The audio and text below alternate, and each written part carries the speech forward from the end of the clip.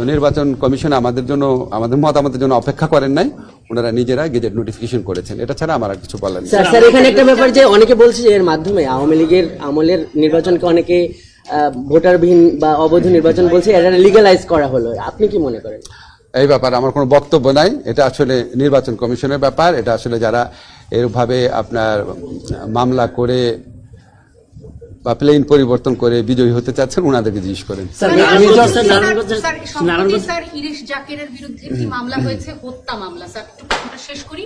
কিন্তু ওনাকে দেখা গেছে যে উনি যখন জুলাইয়ে আন্দোলন চলছিল উনি ওনার প্রোফাইল লাল করেছেন, উনি নানা ধরনের স্ট্যাটাস দিয়েছেন। গতকালকেও প্রথম আলো একটি নিউজ করেছে যে মামলাগুলি বাণিজ্যিক কারণে বিদ্বেষমূলক কিনা। স্যার সরকার আচ্ছা, আমি আপনাদের একটু কাইন্ডলি বলি শোনেন। বাংলাদেশের আইনে কোথাও তো মামলা করার ক্ষেত্রে আপনার কোনো বাধা দেওয়া নাই, যে যার মতো মামলা করছে। এবং এখানে অনেক হয়রানিমূলক মামলা হচ্ছে, বিদ্বেষমূলক মামলা হচ্ছে, অন্যের জায়গা জমি দখল ব্যবসা দখল করার জন্য মামলা হচ্ছে। এগুলো অত্যন্ত আনফরচুনেট, অত্যন্ত পরিতাপের বিষয়। তা আমরা যখন মামলা করে ফেলার পর আমরা পুলিশ প্রশাসনের মাধ্যমে আদালত প্রশাসনের মাধ্যমে আমরা বিভিন্ন ধরনের প্রতিকার দেওয়ার চেষ্টা করছি। এখন আপনার যখন এত বেশি লোককে আপনার আসামি করা হয়, এত মামলা করা হয়, আমাদের জন্য কাজটা ডিফিকাল্ট হয়ে যায়। কিন্তু আমরা কিন্তু মামলা করতে কাউকে বাধা দিতে পারি না। কিন্তু মামলা হওয়ার পর আপনারা খেয়াল করে দেখেছেন স্বরাষ্ট্র মন্ত্রণালয় থেকে বারবার বলা হয়েছে যে অভিযোগের কোনো বস্তুনিষ্ঠতা পাওয়া না গেলে কাউকে যেন গ্রেফতার না করা হয়। আমরা আবার আদালতের পক্ষ থেকেও আমরা যেখানে আপনার বস্তুনিষ্ঠতা নাই সেখানে যতভাবে আইনগত প্রতিকার দেওয়া সম্ভব সেগুলি দেওয়ার চেষ্টা করে যাচ্ছি। তো এখন আপনার কিছু কিছু ক্ষেত্রে আপনি যে ইরেশ জাকেরের নাম বলেছেন, এরকম ছাড়াও আরো অনেক ক্ষেত্রে কিছু কিছু মামলা হয়েছে যেগুলি আসলে আপনাদের কাছে আমরা একটা অনুরোধ করব, এই মামলাগুলো যারা করে আপনারা একটু তাদের কাইন্ডলি খুঁজে বের করেন না, খুঁজে বের করে একটু মামলাটা সম্পর্কে জিজ্ঞেস করেন, তাদের উন্মোচন করেন। তারা যেই হীন উদ্দেশ্যে বা তারা যদি কোনো হীন উদ্দেশ্যে শত্রুতামূলক উদ্দেশ্যে অন্যের ব্যবসা জায়গা জমি দখলের উদ্দেশ্যে বা চাঁদার উদ্দেশ্যে যদি তারা এই ধরনের মামলাগুলো করে থাকেন, আপনাদের কাছে আমাদের অনুরোধ আপনারা তাদের ভূমিকাও এক্সপোজ করেন, তাদেরকে জনগণের কাছে দেখায় দেন। আমরা সরকারের পক্ষ থেকে আরো কি ব্যবস্থা নেওয়া যায় আমরা সারাক্ষণ এটা চিন্তা ভাবনা করছি। প্রয়োজনীয় আইনগত যদি কোনো পরিবর্তন আনতে হয় পদক্ষেপ নিতে হয় আমরা সর্বদাভাবে চেষ্টা করব। মেজর সিনহার বিষয়ে মানে কিছুদিন আগে রিপোর্টার্স ইউনিটিতে একদল একটা মানে সংগঠন তারা বলছে যে এটা একটা দীর্ঘসূত্রিতা হচ্ছে এবং ডেথ রেফারেন্স এখনো হয় না এবং তাদের শাস্তির আওতায় আনার জন্য 1 মাসের আলটিমেটাম দিয়েছে।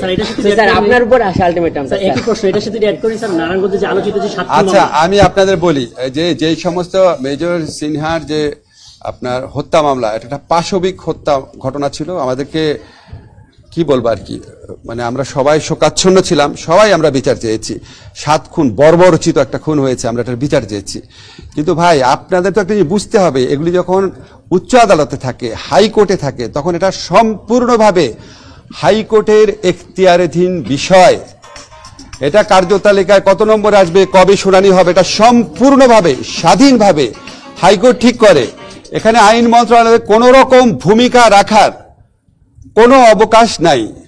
তো আমি যারা এই সমস্ত কমপ্লেইন করেন আপনাদের ইমোশনের প্রতি শ্রদ্ধা জানিয়ে বলছি, প্লিজ একটু সত্যি জিনিসটা জানার চেষ্টা করেন, এটা সত্যিকার পরিস্থিতিটা জানার চেষ্টা করেন।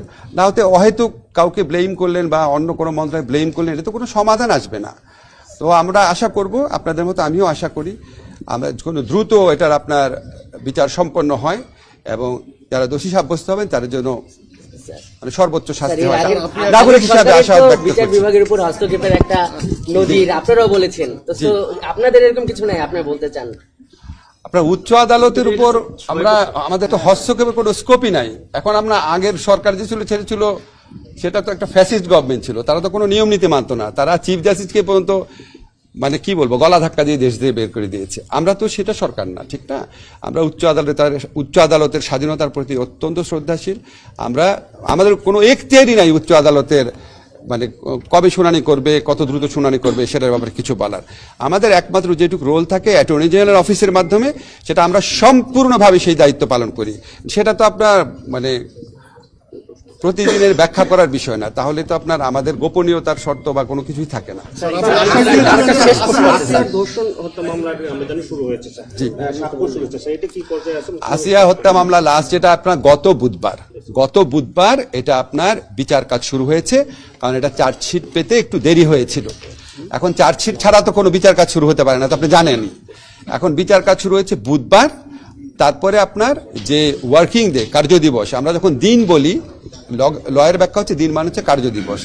এখন এটা এই বুধবার ষষ্ঠ, সামনে বুধবার, আজকে হচ্ছে আপনার সোমবার, এই সপ্তাহে হয়তো ষষ্ঠ কার্য দিবস হবে, আগামী রোববার হবে এটা সপ্তম কার্য দিবস। তা আমি একটা আশাবাদ ব্যক্ত করেছিলাম সপ্তম কার্য দিবসের মধ্যে হবে, আমার একটা আশাবাদ ছিল। আমরা নিম্ন আদালতে জানি এটা সর্বোচ্চ গুরুত্ব দিয়ে এই মামলার বিচার করা হচ্ছে। আমার মনে হয় না তেমন একটা ব্যত্যয় হবে, আমরা খুব দ্রুত ইনশাআল্লাহ রায় পাবো। আর না প্লিজ, একটা প্রশ্ন, স্যার, একটা প্রশ্ন, স্যার প্লিজ।